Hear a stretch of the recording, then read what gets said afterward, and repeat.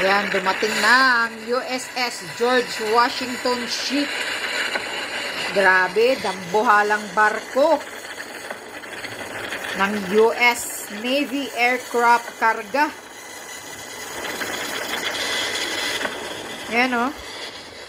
Giant U.S. aircraft carrier patrols Philippine waters. Giant U.S. aircraft, oh. Manila, Philippines. The sudden appearance of the U.S. Navy's aircraft carrier USS George Washington, CVN-73, in Philippine waters has sparked excitement and speculation in the region. The giant ship, carrying dozens of advanced fighter jets and helicopters, was spotted cruising in the Philippine Sea on June 23, 2024. Yan. Sige. Magsidatingan lang kayo. Pambayad ng Pilipinas ni Bangag.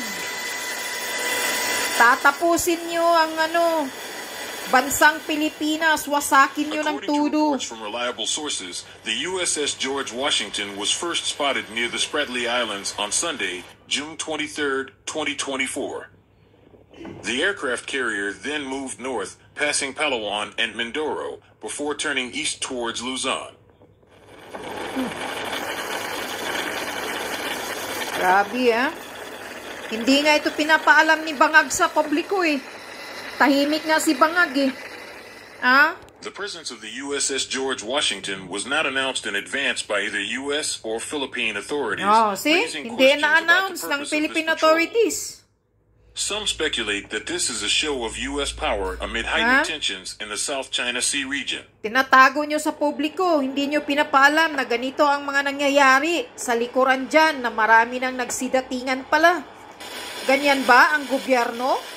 Pinoprotektahan ba kayo, mga Pilipino? This aircraft carrier is one of the largest and most powerful in the world, and its presence in the region is certainly a big concern for neighboring countries, including China.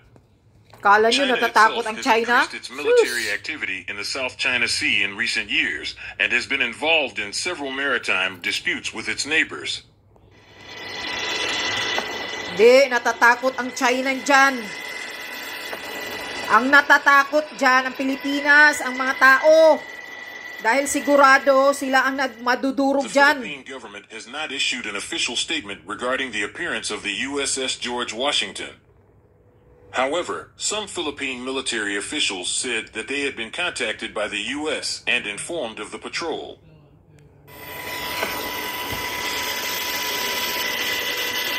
Pagbayad ang bansang Pilipinas. Kawawa kayo, mga nanay, mga anak ninyo, pag hindi nyo hilain yung kuting The agad-agad. presence of the USS George Washington in the Philippines is likely to raise concerns in the region, especially among countries that have maritime disputes with China.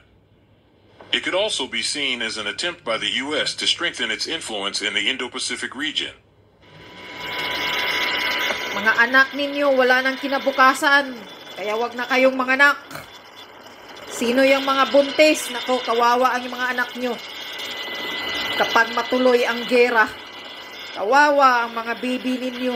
Hindi lang baby, pati yung mga anak Some nyong regional malaki. political experts say that the USS George Washington's appearance could be a signal for China to ease tensions in the South China Sea. They also said that this could be an opportunity for ASEAN countries to work together to maintain peace and stability in the region. Hindi ko nga ito malalaman eh, kung hindi ito pinapadala sa akin ng kaibigan ko dito sa, dito sa ibang bansa eh. Pinadala niya dito sa akin. Galing sa ibang bansa. Galit sila dahil bakit ganito daw ang Pilipinas. The presence of the USS George Washington in the Philippines is likely to be a hot topic of conversation in the next few days. It remains unclear what the actual purpose of this patrol is and how this will impact the security situation in the Indo-Pacific region. Hindi ko nga ito malalaman eh. Pinapadala itong video na ito sa ng kaibigan ko eh. Ha? Sabi ko, hala, may ganito na pala doon. Nagsidatingan na pala talaga ang mga weapons ng Amerika. Sabi ko grabe Talagang nakikipag-ugnayan na talaga si Bangag eh. Talagang pumapayag na pala talaga siya kung ano bang pambayad niya nitong mga weapons na to. Ilan kayang bilyon, trilyonis ito? Diyos ko po, siguradong pambayad nito ang bansang Pilipinas, lupa ng Pilipinas. Wala na kayo talaga. Kawawa. Pag mabuhay man kayo sa gyera, wala na rin kayong kinabukasan. Nakakaawa. Ganito, pagbangag ang presidenteng binoto ninyo. Anong kinabukasan naghihintay sa mga anak ninyo kapag ganito matuloy ang gera? Sigurado naman talagang matutuloy ito eh. Bakit nagsidatingan na itong mga mga missiles, mga mga cargo, pati mga military, ilang Germans na ang mga army, US, Australians, ang nagsidatingan ng mga sundalo nila? Akala nyo laro-laro lang ito? Diyos ko po. Maghanda-handa na kayo ng taguan ninyo. At beside that, wala na talaga kayong kinabukasan dyan. Durog na durog. Yung mga politiko, si Gibo, na nagtapang-tapangan dito at si Bangag, hawakan nyo yan. Pag magkagulo, yan ang puntahan nyo, hawakan nyo yan. Huwag nyo kay siguradong lalayas yan ng Pilipinas. Katulad ka ni Zelensky. Tatakbo yan, lilipad yan buong angka ng pamilya niya. Pag magkagera, iiwanan kayo mga Pinoy dyan. Mamamatay kayo sa tadtad ng bala. Ang mga bomba. Usok lang naman, missiles lang naman ipaamoy sa inyo eh. Matigok na kayong lahat.